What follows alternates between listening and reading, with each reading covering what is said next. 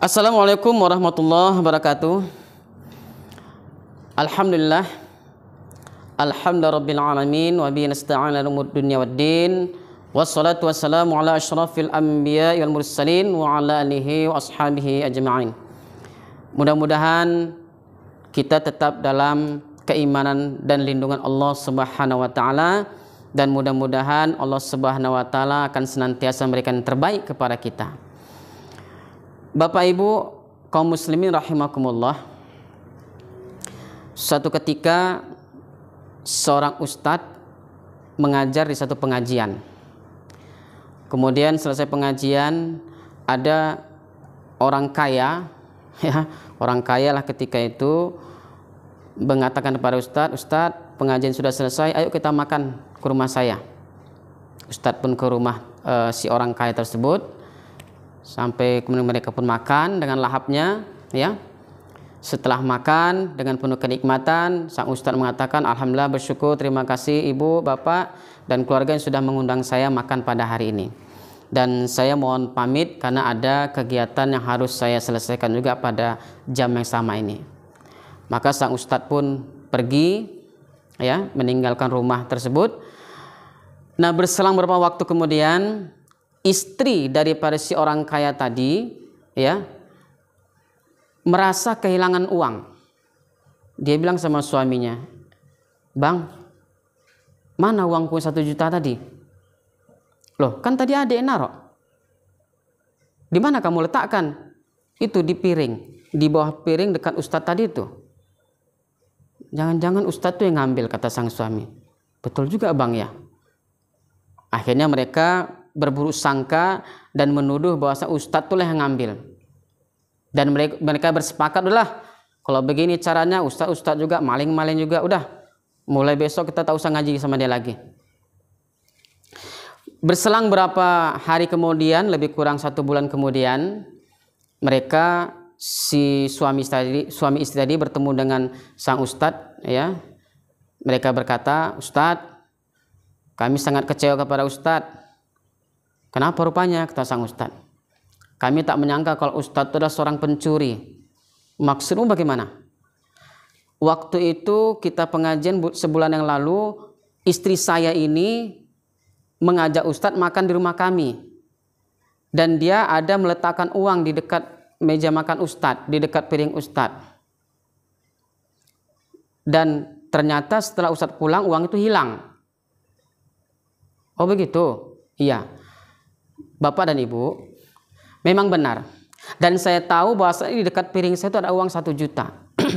Kemudian karena kebetulan pada waktu Bapak Ibu sedang ke belakang mengambil makanan, saya ambil uang tadi dan saya letakkan di dalam Quran yang kita baca tadi. Dengan satu harapan, mudah-mudahan nanti kalau Bapak Ibu membaca Quran, nampak duitnya dari situ untuk menyelamatkan. Kalau Ibu Bapak nggak percaya, silahkan lihat di Quran yang kita baca." Akhirnya mereka pulang, ya.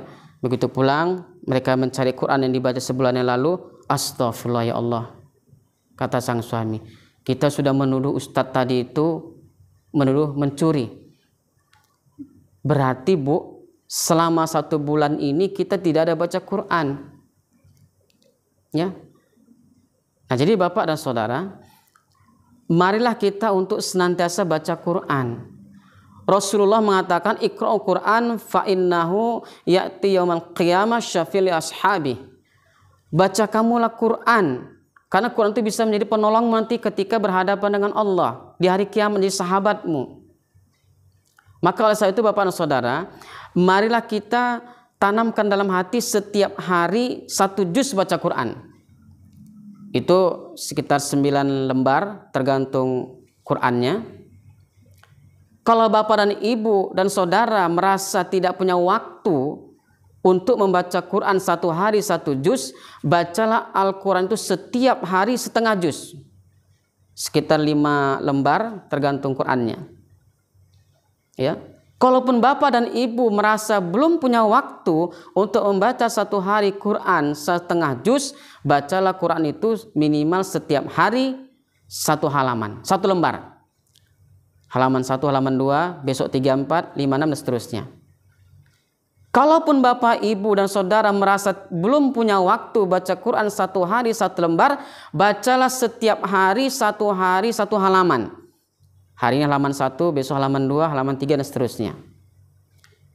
Kalau toh Bapak dan Ibu masih merasa belum punya waktu 1 hari baca Quran 1 halaman, minimal setiap hari baca Al-Quran itu setengah halaman aja. Sekitar 4 atau 5 surah, 5 ayat tergantung surah. Kalaupun Bapak dan Ibu masih tidak punya waktu, nggak sempat baca Quran 1 hari setengah halaman, bacalah setiap hari 1 ayat. Bismillahirrahmanirrahim. Alif Lam Mim. Dah.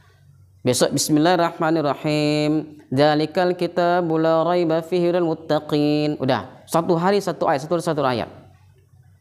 Kalaupun 1 hari 1 ayat Bapak dan Ibu belum juga punya waktu dan nggak sempat baca Quran, minimal setiap hari ambillah Quran, tengok. Ambil di lemari, Ibu pegang, tengok. Gitu aja tiap hari. Ambil, pegang, tengok. Ambil, pegang, tengok. Udah. Kalaupun 1 hari Bapak dan Ibu tidak punya waktu dan tidak sempat memegang dan melihat Quran setiap hari, bilang sama Allah, ya Allah, fabi ayyi ala'i rabbikuma tukadziban. Dosa apa yang sudah kuperbuat ya Allah, sehingga aku membaca ayat-ayatmu saja aku tak punya waktu, nggak sempat. Sementara baca WA berapa kali kita 1 hari? Baca SMS berapa kali 1 hari? Sempatnya kita. Masa baca Quran 1 ayat aja nggak sempat kita? Ya. Nah, jadi Bapak dan Saudara, mari ya untuk kita senantiasa membaca Quran. Kemudian kita pahami artinya dan kita amalkan dalam kehidupan sehari-hari. Bacalah Quran itu seolah-olah Quran itu diturunkan Allah kepadamu. Demikian ada pepatah mengatakan, bacalah Quran itu seolah-olah Quran itu diturunkan Allah kepadamu. Seolah-olah ya. Bukan berarti diturunkan kepada kita, tidak. Ini seolah-olah. Supaya apa? Supaya timbul kegemaran untuk cinta membaca Al-Quran. Kalau tidak kita yang bacanya lagi, siapa lagi?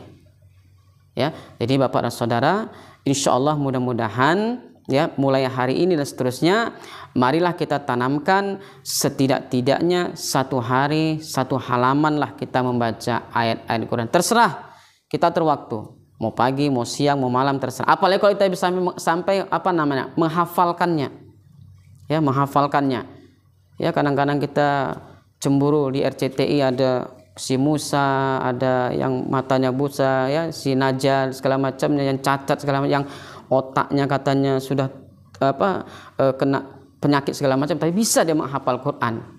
Nah, jadi sebenarnya yang sakit itu siapa? Dia atau kita kan gitu.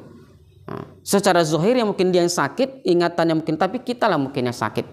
Jadi Bapak dan Saudara, mari ya untuk gemar baca Quran. Nawiru ya buyutakum, nawiru buyutakum, terangilah rumah tanggamu itu dengan bacaan-bacaan Quran dan sholat. Nggak ada gunanya kalau kita pampangkan pun misalnya ada surah Yasin segala macam, kadang-kadang kita tersentuh juga hati kita ya. Untuk apa dipampangkan? Jaga setan, jaga hantu, jaga gundurwo. Nggak ada guna itu semua.